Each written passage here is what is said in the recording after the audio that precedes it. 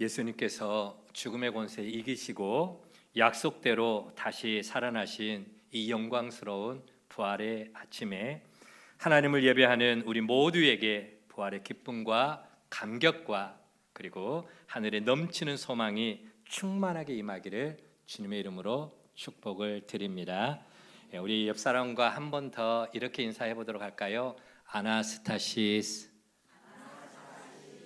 예수님 부활하셨습니다. 아나스타시스, 예전에 말씀드렸죠. 예수님 부활하셨다라고 하는 뜻입니다. 말씀에 들어가기 전에 먼저 우리 예수님 부활에 관한 영상 짧은 건데요, 같이 한번 잠깐 보고 말씀 이어가도록 하겠습니다.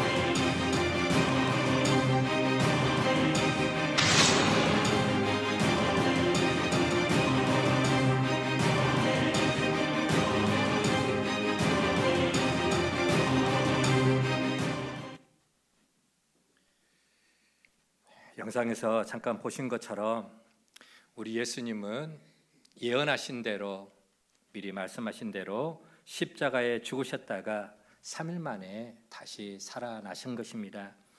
예수님이 다시 살아나신 이 부활절은 성탄절과 더불어서 우리 기독교의 최대의 명절이라고 말씀을 드릴 수가 있습니다. 여러분, 세상에는 참 많은 종교들이 있습니다. 우리 주변에는 많은 종교들이 있죠. 그러나 우리 기독교는 그 가운데 유일한 부활의 종교임을 믿으시기 바랍니다. 우리 기독교가 다른 타 종교와 차이가 있다면 그것은 바로 십자가와 부활입니다. 이 십자가와 부활은 세상 그 어느 종교에서도 찾아볼 수도 없고 흉내를 낼 수도 없는 것이죠. 그래서 오직 기독교에만 구원이 있고 오직 예수님 안에서만 구원이 있는 줄로 믿으시기를 바랍니다. 여러분, 우리가 이 5개의 손가락, 5손가락을 딱 펼치면은 엄지 하나와 그리고 나머지 4개의 손가락으로 나뉘는 것을 우리가 알 수가 있습니다. 우리 기독교는 매우 독특한 종교입니다. 그리고 나머지 이 4개는 뭐 다른 종교들 있잖아요. 불교, 유교, 힌두교, 이슬람교. 이 4개 종교는 대부분 보면은 유사한 종교, 대동소이한 종교들입니다. 그래서 종교를 딱 2개로 나누라고 하면은 바로 우리 기독교와 그리고 타 종교로 나눌 수가 있는 것이죠. 일반 종교에도 우리 기독교가 가지고 있는 윤리, 도덕, 철학, 교훈 이런 것들 다 있습니다. 그럼에도 불구하고 왜 우리 기독교를 엄지손가락에 비유하고 세상에 있는 다른 종교들과 왜 우리 기독교를 구분을 하는가? 딱 한 가지 때문에 그렇습니다. 뭐 때문일까요? 그렇습니다. 그 어떤 다른 종교에는 없는 죽은 자가 다시 살아난, 생명이 살아난 바로 부활이 있기 때문에 그렇습니다. 부활은요, 다른 어떤 종교에서, 여러분 불교에 부활이 있습니까? 유교에 부활이 있습니까? 아니면 이슬람이나 힌두교에 부활이 있습니까? 없습니다. 오직 우리 기독교만이 부활의 종교다라고 하는 것이죠. 예수님만이 우리를 대신해서 십자가에 죽으셨고 예수님만이 그 죽음에서 다시 살아나신 줄 믿으시기를 바랍니다. 때문에 예수님 안에만, 예수 그리스도 안에만 구원이 있는 줄 믿습니다. 예수님 말씀하셨죠. 요한복음 14장 6절 말씀에 내가 곧 길이요 진리요 생명이다. 나로 말미암지 않고는 하나님께로 올 자가 없느니라. 예수 그리스도가 유일한 구원의 진리다라고 하는 것입니다. 이것은 다른 어떤 종교에서도 흉내낼 수 없는 절대 진리다라고 하는 것이죠. 그러면은 이 예수님의 부활은 어떤 의미가 있느냐? 이것은 바로 역사적 사건이고 숨길 수 없는 사실이다라고 하는 것이죠.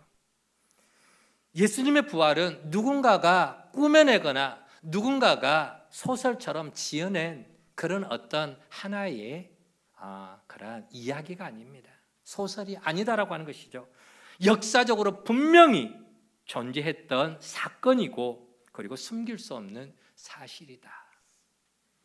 그런데도 불구하고 처음에는요, 아무도 부활을 믿지를 않았습니다.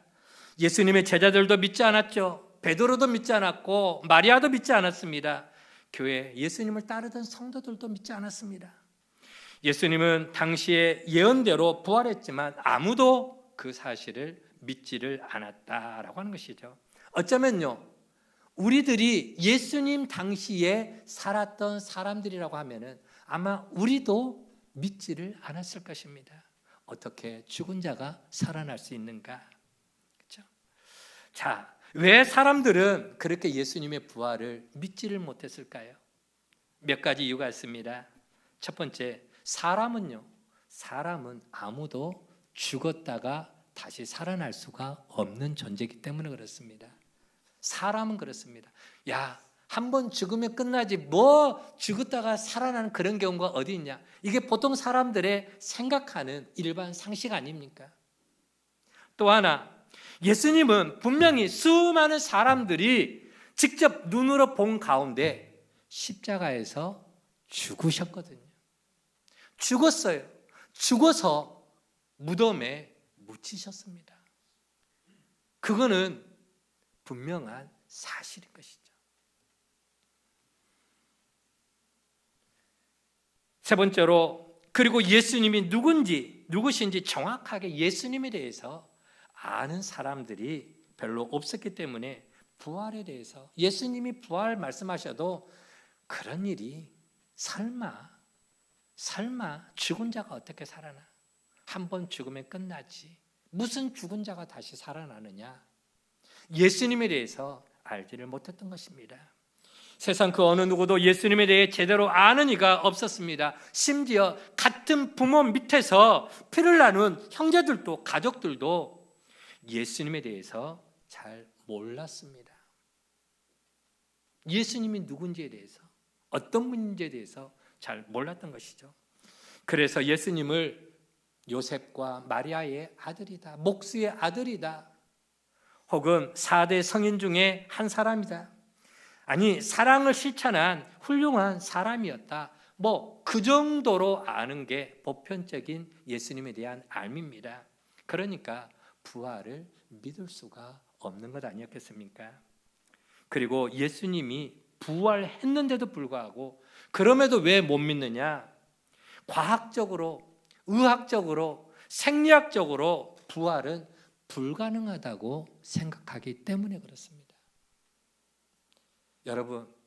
여러분 교회 밖에 나가서 교회 안 다니는 사람들한테 한번 말해 보십시오. 죽은 자가 살아납니다. 죽은 사람이 다시 살아날 수 있습니다. 그런 말하고 다니면 믿을까요? 너 병원에 가야 되는 거 아니야? 안 믿어요. 이게 보통 세상 사람들의 사고방식이고 생각이다라고 하는 것이죠. 그런데도 불구하고 우리 예수님은 성경대로 죽으셨고 성경대로 사흘 만에 다시 살아나신 역사적 사건이 바로 부활임을 믿으시기를 바랍니다. 여러분, 어떻게 부활할 수가 있을까요? 어떻게 죽은 자가 다시 살아날 수 있습니까? 믿을 수 없는 부활이 어떻게 이루어졌습니까? 예수님은요, 껍데기로 겉으로 보면은 우리와 똑같은 사람입니다. 겉으로 보기에는 똑같이 우리와 겉모습이 다르지 않은 사람이죠. 그러나 그 예수님의 본질은 다르다라는 것이죠. 본질은 사람이 아니라 전능하신 하나님이시기 때문에 예수님은 하나님으로서 어떤 일도 가능한 줄 믿으시기를 바랍니다. 어떤 일도 하실 수가 있다라고 하는 것이에요. 말씀 한 구절 읽어볼까요? 마태복음 19장 26절 말씀을 같이 한번 읽어보도록 하겠습니다. 시작. 사람으로는 할 수 없으나 하나님으로서는 다 하실 수 있느니라. 아멘. 우리 사람으로서는, 연약한 우리 사람으로서는 한계가 있어요. 할 수 없어요. 그러나 사람이 아닌 하나님으로서는 어떻게 한다고요? 다 하실 수 있느니라. 자, 예수님의 본질이 뭐냐? 성경 한 구절만 더 보도록 할게요. 빌립보서 2장 6절과 7절 말씀 같이 한번 읽어봅니다. 시작. 그는 근본 하나님의 본체시나 하나님과 동등됨을 취할 것으로 여기지 아니하시고 오히려 자기를 비워 종의 형체를 가지사 사람들과 같이 되셨고. 아멘. 예수님의 근본이 뭐라고요? 하나님의 본체시다. 예수님은 겉으로는 우리 사람처럼 되어 보이시지만 그분의 본체는 하나님이셨어요. 하나님이셨는데 우리의 죄의 문제를, 우리의 구원의 문제를 해결하시기 위해서 사람의 몸을 입고 이 땅에, 종의 몸으로 이 땅에 오셨다라고 하는 것이죠. 그걸 우리는 성육신이다라고 표현을 합니다. 하나님이 인간이 되셨다. 그러나 그분의 본질은 하나님이시다라고 하는 것이죠. 예수님이 단순히 사람이었다면 성경에 나와 있는 수많은 기적과 그리고 능력을 행하지도 못하셨을 것이고 부활이라고 하는 것은 생각도 못했을 것입니다. 그런 사건도 일어나지도 않았을 것이죠. 그러나 사람으로는 할 수 없지만 하나님으로서는 다 하실 수 있는데 예수님이 누구신지 우리가 바르게 알면은 부활이 믿어지게 될 줄로 믿습니다. 껍데기로는 저 유대 땅 베들레헴에 태어난 연약한 사람이에요. 그러나 그의 근본은 하나님이며 그 하나님이 우리를 구원하시기 위해서 사람의 몸을 입고 우리 가운데 오신, 우리를 위해 십자가에 죽으신, 그리고 사흘 만에 다시 살아나신 유일한 분, 그분은 곧 하나님이십니다. 그분이 하나님이신 증거가 뭡니까? 아까 영상에서 보셨죠? 그분이 하나님이신 증거가 뭐였죠? 부활이다라고 하는 것입니다. 다시 살아나셨다. 사람으로는 할 수 없는 죽은 자가 다시 살아나는 부활의 사건이 바로 그분이 하나님이시다라고 하는 것을 증거하는 것이죠. 한 예를 들어볼게요. 개미가 있습니다. 그런데 개미가 세상을 살아가면서 이해할 수 없는 게 참 많습니다. 저 여의도에 가면은 63층 빌딩이 있는데 그 빌딩을 보고, 그리고 부산에 가면은 84층 해운대의 고층 아파트 보고, 해운대 가면은 이렇게 무슨 대교죠? 광안대교 이렇게 올라가면 그 옆에 막 엄청난 그 아파트 있잖아요. 84층짜리 아파트. 또 서울에 가면은, 잠실에 가면은 123층 롯데 타워가 있습니다. 그런 것을 보게 될 때 개미가 어떤 생각을 하게 될까요? 야, 이거는 꿈이야. 이거는 현실이 아니야. 어떻게 저런 것들이 지어질 수가 있지? 그렇죠? 개미 생각에는 이해가 안 되는 모습들입니다. 개미가 1조 마리가 달려들어도 63빌딩 지을 수 있을까요? 없을까요? 지을 수가 없겠죠. 이건 꿈이야. 불가능한 일이야. 자기 수준에서 생각을 한다라고 하는 것입니다. 개미의 생각으로는 꿈이고 불가능한 모습이지만, 그러나 우리 인간의 생각으로는 가능합니까? 가능하지 않습니까? 가능하죠. 우리 인간이 지어낸 건물 아닙니까? 고속열차인 KTX 얼마나 빠릅니까? 하늘을 나는 비행기, 개미의 생각으로는 100번 1000번 죽었다 깨어나도 이런 과학적인 제품들을 만들 수도 없고 상상할 수도 없는 그와 같은 과학의 사람의 유물 아닙니까? 그러나 개미로서는 할 수 없지만 사람으로서는 다 할 수 있느니라. 개미는 할 수 없어요. 그러나 사람은 63빌딩도 지을 수 있고 84층 고층 아파트도 지을 수 있고 123층 롯데 타워도 지을 수 있고 KTX 고속 열차도 만들 수 있고 하늘을 나는 비행기나 우주선도 만들 수가 있는 거예요. 개미는 할 수 없지만 사람으로서는 할 수 있느니라. 개미하고 사람하고 비교가 됩니까? 안 됩니까? 비교할 수가 없는 것이죠. 똑같은 이치입니다. 사람은 할 수 없어요. 사람은 불가능해요. 사람은 상상할 수도 없습니다. 그러나 하나님으로서는 할 수 있다 없다? 할 수 있느니라. 그렇습니다. 우리 예수님은 전능하신 하나님이셨기에, 예수님은 약속대로 사람으로서는 할 수 없지만 하나님이신 예수님은 부활하신 줄 믿으시기를 바랍니다. 사람은 물 위로 걸을 수가 없습니다. 그러나 하나님으로서는 하실 수가 있는 것입니다. 사람은 죽은 자를 살릴 수가 없습니다. 그러나 하나님 되신 예수님은 죽은 나사로, 죽었다가 나흘이나 지난 썩은 냄새나는 나사로를, 나사로야 나오너라, 죽은 나사로를 다시 살리신 것 아닙니까? 피부가 썩어 문드러져가는 그 한센시병, 문둥병이라고 하죠. 그런 나병을 사람이 말씀으로 고칠 수는 없지만 예수님은 말씀으로 그 썩어가는 피부질환도, 문둥병도, 한센시병도 고치는 능력이 있는 줄로 믿습니다. 그러기에 예수님은 불가능이 없습니다. 왜요? 예수님이 누구라고요? 하나님이시기 때문에. 성경에 보면은 나와 아버지는 하나이니라. 나를 본 자는 아버지를 보았느니라. 연약한 인간이 할 수 없는 것도 예수님은 다 하실 수가 있는 겁니다. 예수님은 하나님이시기 때문에 과학적으로, 의학적으로, 생리학적으로도 불가능한 부활, 그 부활도 예수님으로서는 가능한 줄 믿으시기를 바랍니다. 자, 그러면은 예수님의 그 부활의 의미가 무엇이냐? 왜 예수님이 부활하셨습니까? 예수님이 부활하신 그 이유는 첫 번째 보면은 우리 인생의 근본적인 문제를 해결해 주시기 위해서 예수님이 부활하셨다라고 하는 것이죠. 우리 인생의 근본 문제가 뭡니까? 우리 지난 주일날 말씀 나눴죠. 그렇죠? 죄의 문제, 그리고 그 죄의 결과인 죽음의 문제. 우리 인간의 죄의 문제와 그 죽음의, 죄로 말미암아 파생된 그 죽음의 문제를 예수님이 해결해 주시기 위해서 우리 인생의 근본 문제인 죄와 죽음의 문제를 십자가와 부활을 통해 100% 예수님이 해결해 주셨다는 사실을 여러분 믿으시기를 바랍니다.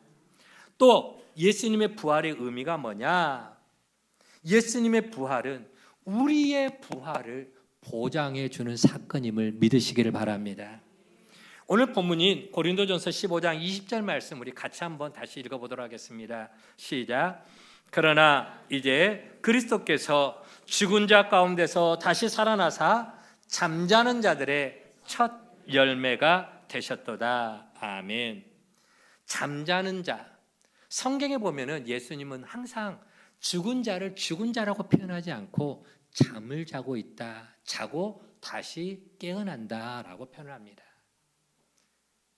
죽은 자, 죽었지만은 마치 잠잔 사람이 다시 일어난 것처럼 예수님 또한 잠자는 자들의 첫 열매가 되셨다. 여러분, 과일나무를 보면은요, 과일나무에서 첫 번째 과일이 열리기 시작합니다. 첫 번째 과일을 첫 열매라고 하죠. 그러면 그 첫 열매가 열리고 나면은 그 다음에 또 열매가, 다른 열매가 열릴까요? 안 열릴까요? 이어서 열리죠. 두 번째, 세 번째, 얼마 되지 않아서 다른 열매들도 계속해서 열리는 것을 볼 수가 있습니다. 사과나무에서 사과가 열리는 것도 보면은 그렇고요. 또 수박 넝쿨에서 수박도 하나 열리더니 그 다음날 가보니까 다른 곳에서 또 하나의 수박이 열려 있고 또 하나의 수박이 열려 있고, 오이에서 혹은 참외에서 마찬가지로 계속해서 두 번째, 세 번째 열리더라는 것이죠. 우리 예수님은 죽은 자의 첫 열매가 되셨다라고 하는 것입니다. 뭘 의미합니까? 예수님이 첫 번째로 죽은 자 가운데서 부활하셨고, 그를 믿는 우리 모든 성도들은 예수님의 뒤를 이어서 두 번째로, 세 번째로, 네 번째로, 열 번째로, 백 번째로 계속해서 부활하는 사실을 여러분 믿으시기를 바랍니다. 이것을 보장해 주신다는 것이죠. 이 사건을. 여러분, 부활의 첫 열매가 예수님이 되셨다면 그 부활처럼 우리의 부활도 예수님이 보장해 주신다라고 하는 것입니다. 우리도 예수님처럼 두 번째, 세 번째, 네 번째 계속해서 부활할 거라는 거예요. 세상 사람들은 암을 두려워합니다. 질병도 두려워합니다. 죽음도 두려워합니다. 물론 예수 믿는 우리도 죽습니다. 그러나 예수 믿는 우리의 죽음은 세상 사람들과 죽음과 분명히 다릅니다. 가는 길이 다르다라고 하는 거예요. 질적으로 다른 죽음을 의미하고 있습니다. 기나긴 터널을 지나면은 분명히 다른 세상이 나오는 것처럼 죽음 너머에 찬란한 천국, 하나님의 나라가 우리를 기다리고 있다는 사실을 믿으시기를 바랍니다. 우리도 예수님처럼 죽음에서 잠자는 자리에서 일어나서 신령한 몸으로 바뀔 것입니다. 변화될 것입니다. 여러분, 지금 육신의 질병 때문에 연로하셔서 고생하시고 힘들어하시고, 아이고 거울 볼 때마다 내 얼굴이 왜 이렇게 주름이 많이 생겼노, 걱정하신 분들 많이 있을 겁니다. 걱정하지 마시기 바랍니다. 우리 주님의 그 부활의 날에 우리도 신령한 몸으로 바뀌게 되면 가장 아름다운 모습처럼 부활의 몸으로 새롭게 변형될 줄 믿으시기를 바랍니다. 그날이 올 거예요. 여러분, 그 나라에는요 질병이 없습니다. 그 나라는 고통도 없고요, 죽음도 없고요, 슬픔도 없고요, 다시 가족들, 사랑하는 가족들과 이별도 없습니다. 눈물도 아픔도 어둠도 없는 하나님의 영광의 빛만이 찬란하게 빛나는 충만한 영원한 기쁨, 영원한 안식처, 하나님의 나라가 우리를 기다리고 있다는 사실을 믿으시기를 바랍니다. 그러기에 예수님의 부활은 오늘 우리의 부활도 보장하고 있다라고 하는 거예요. 고린도전서 15장을 우리는 부활장이라고 이야기합니다. 그 15장을 읽어보면은 예수 믿다가 먼저 죽은 우리 믿음의 선배들이 먼저 일어날 것이고, 그리고 우리들도 일어날 것이고, 우리가 예수 믿고 있는 중에 예수님이 다시 재림하시면은 죽음을 보지 않고 부활의 몸으로 바뀌어서 하나님의 나라에 우리가 들어가게 된다는 사실을 믿으시기를 바랍니다. 그게 바로 고린도전서 15장에 다 예언을 해놓고 있는 것이죠. 자, 그러기에 예수님의 부활은 우리의 부활도 보장해 주고 있다라고 하는 것이에요. 세 번째, 예수님의 부활은 이 땅을 살아가는 우리 성도들에게도 부활적인 사건을 경험케 하여 주신다라고 하는 것입니다. 우리가 이 땅에 살아가는 동안 우리의 삶 속에서도 부활의 사건이 일어난다라고 하는 거예요. 우리가 부활의 예수님을 만나게 되면은 부활의 영이 우리 가운데 임하게 되는 것입니다. 우리가 부활의 예수님을 믿게 되면은 예수님처럼 우리의 삶에도 부활의 역사, 회복의 역사가 일어난다는 것이죠. 죽었다가 다시 살아나는 것도 부활입니다. 그러나 이 땅에 살아가는 동안 우리의 삶 가운데에 부활적 사건들을 우리가 경험을 하게 되는데, 어떤 부활적 사건을 경험하게 되느냐? 첫 번째 보면은 건강의 부활도 가능하다라고 하는 것입니다. 건강의 부활. 예를 듭니다. 저분이 누굽니까? 인천 주안 장로교회 혹시 들어보셨습니까? 인천 주안 장로교회 나겸일 목사님입니다. 나겸일 목사님이 간증인데요. 나겸일 목사님이 30대에 젊은 나이에 교회가 한창 교회가 부흥하던 그 시기에 목사님이 너무 건강이 좋지 않아 얼굴도 까매지고 자꾸 피곤을 느끼면서, 그래서 병원에 가서 진단을 받아보니까, 진료를 받아보니까 급성 간암 판정을 받았습니다. 급성 간암.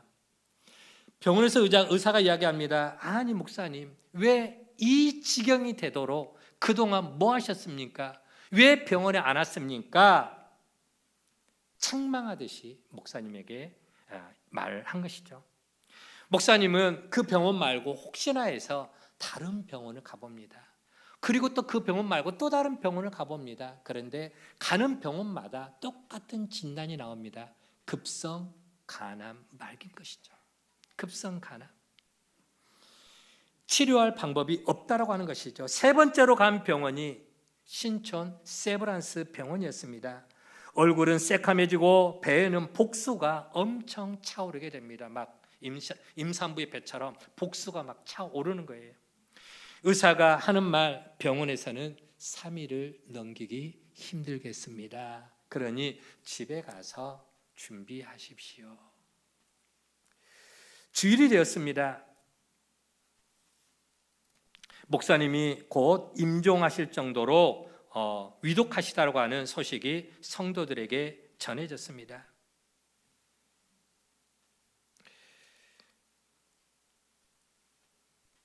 성도들은 목사님의 그 안타까운 소식을 접하고 난 다음에 너무나 마음이 아팠습니다. 그래서 주일 저녁 예배가 있었던 것 같아요. 7시 30분 저녁 예배 때 교회로 모여들어서 다음날 새벽까지 철야 기도를 했다고 합니다. 그런데도 목사님의 상황은 더 악화되었고 몸은 움직일 수가 없는데, 근데 한 가지 기억하시기 바랍니다. 사람이요, 죽어가는데 제일 마지막까지 살아있는 게 있습니다. 그게 뭡니까? 청력은 살아있습니다. 몸은 다 죽어가는데, 그래서 죽어가는 그 사람 앞에서 말을 함부로 하지 마시기 바랍니다. 죽어가고 있는 그 순간까지도 목사님의 청력은 살아있는 거예요. 몸은 다 죽어가는데. 그래서 가족들이 하는 말, 의사가 하는 말 다 듣는 거예요. 임종할 때 보면은 목사님들이 가서 다시 한번 그 의식이 있든 없든 가서 복음을 전합니다. 다시 한번 믿음을 다시 한번 재확인할 수 있도록 가서 복음을 전했던 거예요. 주일 늦은 저녁에 간호사가 와서 상태를 살펴봅니다. 이제 30분을 넘기기가 힘들겠습니다. 그리고 가져온 흰 천을 사모에게 건네줍니다.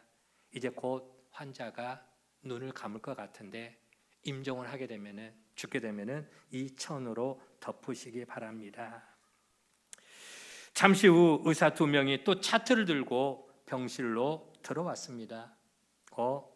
이거 다 됐네. 아내는 남편을 살려달라고 눈물로 기도한 후에 아이들을 데리고 집으로 갑니다. 아버지의 임종을 어린 자녀들에게 보여주기가 싫어서 데려갔다고 합니다. 그런데 자정이 지나면서, 저녁 12시가 지나면서 목사님의 그 숨이 다 끝나가는 그 시점에 갑자기 배에서 꼬르륵 꼬르륵 거리더니 뭐가 밑으로 쑥 하고 빠지는 그런 느낌을 가졌다는 거예요. 시커먼 핏덩어리가 아래로 쏟아지게 된 것입니다. 사실 그 전에 목사님은 기도했었습니다. 하나님, 주의 종이 지금 죽으면은 천국 갈 거니까 제가 가는 것은 두렵지가 않습니다. 그러나 홀로 남겨질 아내와 어린 두 딸, 이제 큰딸이 9살, 둘째가 6살, 이 어린 자녀들을 두고 간다는 게 너무 마음이 아픕니다. 목사님은 옆에서 어린 두 딸이 아빠 죽지 마 하고 울어 제끼는데 그 모습을 바라봐야 하는 목사님, 너무나 마음이 아팠던 거예요. 또한 교회 성도들을 생각해도 마음이 너무 아팠습니다. 그래서 하나님의 약속의 말씀을 부여잡고 마지막으로 간절하게 기도했습니다. 당시에 교인들이 한 250여 명 정도 되는 그런 교회였는데요. 하나님, 저야 부활에 대한 소망이 있기 때문에 죽는 게 하나도 두렵지가 않습니다. 그런데 이제 교회 나온 지 얼마 안 된 저 초신자들이 하나님이 어디 있냐고, 목사님도 못 고치고 데려가면 그런 하나님이 어디 있냐고 시험 들어 떨어지면, 교회 안 나오면 하나님 어떡합니까? 이 사람들 때문에라도 제발 저 한번 살려주십시오라고 목사님이 정말 간절하게 기도했습니다. 당시 교인들도 하나님, 우리 목사님 좀 살려달라고 금식기도 하고 철야기도 하고, 또 가족들도 우리 남편, 우리 아빠 좀 살려달라고 울부짖으며 기도하고, 교인들도 목사님 살려달라고, 아니 나경일 목사님 당신 자신도 저 불쌍한 교인들, 가족들 생각해서라도 저를 한번 살려달라고 정말 하나님 앞에 기도하며 매달렸던 것입니다. 그 기도가 응답이 됐는지 하나님께서 그 마지막 임종 직전에 갑자기 혈변을 쏟기 시작하는 겁니다. 배가 꼬르륵거리더니 갑자기 밑으로 쏟아내기 시작하는데 하루에 3번씩 나흘 동안 12번을 혈변을 쏟아내기 시작하는 것입니다. 혈변을 쏟고 나니까 남산만하게 부풀어 올랐던 그 복수가 싹 빠져나가면서 배가 쏙 들어간 거예요. 그 다음부터 목사님의 건강이 회복되기 시작합니다. 당시 세브란스 주치의였던 김병수 박사는 이런 말을 합니다. 저는 의사로서 그리고 의대 교수로서 이런 기적은 처음 봤습니다. 목사님의 경우는 1%도 장담할 수 없었습니다. 그래서 처음 저희 병원에 왔을 때에 목사님을 아예 받지를 않으려고 했습니다. 왜냐하면 목사님을 받는다는 것은 곧 시체를 받는 것과 같았기 때문입니다.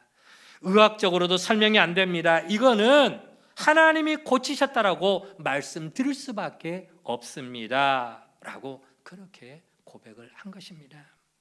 그로부터 하나님이 목사님의 건강을 회복시켜 주시는데요, 죽음의 문턱에서 목사님의 건강을 부활시켜 주신 것입니다. 뿐만 아니라 이제 건강이 회복된 목사님의 그 목회를 하나님이 얼마나 축복해 주시는가, 교회가 부흥을 하게 된 것입니다. 당시 250명이었던 주한 장로 교회가 목사님의 건강 회복 후에 하나님이 놀랍게 부흥을 시켜주는데 8만 명의 대형 교회로 하나님이 그 교회를 부흥시켜 주셨습니다. 여러분, 누가 하신 일입니까? 하나님이 하신 일입니다. 하나님께서 그 죽음의 문턱에서 건강을 회복시켜 주시고 교회를 회복시켜 주시고 인생을 회복시켜 주시는 놀라운 부활의 역사가 우리의 삶 가운데도 일어난다는 사실을 믿으시기를 바랍니다. 이처럼 건강의 부활뿐만 아니라 사업의 부활도 있습니다. 여러분, 망해가는 사업 때문에 그 사업 붙들고 몸부림치고 계시는 우리 성도님들 계십니까? 너무 낙심하지 마시기 바랍니다. 하나님이 일하시면 놀라운 회복과 역전의 역사, 부활의 역사가 일어나게 될 줄로 믿습니다. 그래서 지난번에 간증했던 한국유리 그 회장님의 이야기, 그분도 다 불타고 공장이 활활 타는 그 상황 속에서도 하나님께 기도했던 그런 내용들 전에 말씀을 드렸습니다. 또한 우리의 연약한 믿음도 부활이 가능합니다. 식어버린 믿음, 의심 속에 가득 찬 믿음, 미지근한 믿음, 확신이 없는 믿음, 이런 모든 연약한 믿음들이 이번에 부활의 예수님을 인격적으로 만남을 통해서 불타오르는 믿음, 흔들리지 않는 반석과 같은 강한 믿음의 용사들로 거듭나기를 축복합니다. 엠마오로 내려가던 두 제자가 있습니다.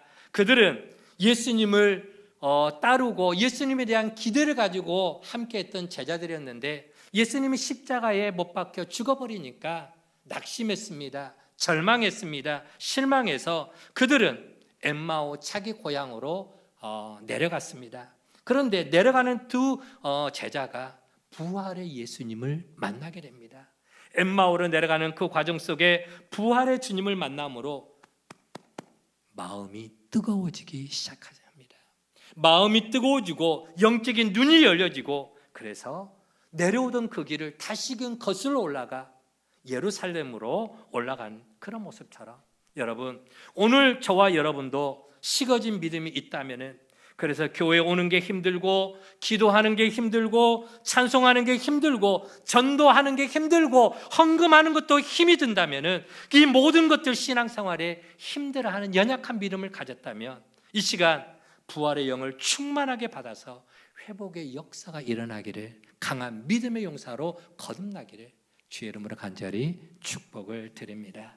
말씀을 정리합니다. 여러분, 우리가 믿는 예수님은 단순히 베들레헴 말구유에서 나시고 나사렛에서 자란 연약한 인간 예수만이 아니라 그분은 전능하신 하나님이신 걸 믿으시기를 바랍니다. 그의 근본이, 그의 본질이 하나님이셨다는 것이죠. 그러기에 무슨 일도 다 하실 수 있는 줄로 믿습니다. 능치 못함이 없는 줄로 믿습니다. 사람으로서는 할 수 없지만 하나님이시기 때문에 죽음에서 다시 일어나셔 부활하신 것이죠. 저는 그 예수님의 부활을 믿습니다. 부활하신 예수님은 우리의 죄 문제를 십자가에서 이미 다 해결해 주셨고 죽음의 문제까지도 해결하시며 우리 또한 예수님처럼 부활하실 것을 보장해 주신 줄 믿으시기를 바랍니다. 뿐만 아니라 부활의 예수님을 내 마음에 모시고 부활의 영이 내 삶에 함께하면 내 인생에도 건강의 부활, 사업의 부활, 연약한 믿음의 부활, 행복의 부활과 온갖 부활적 사건이 우리의 삶 속에도 넘쳐나게 될 줄로 믿습니다. 여러분, 지금 어디까지 내려가셨습니까? 낙심하지 마시기 바랍니다.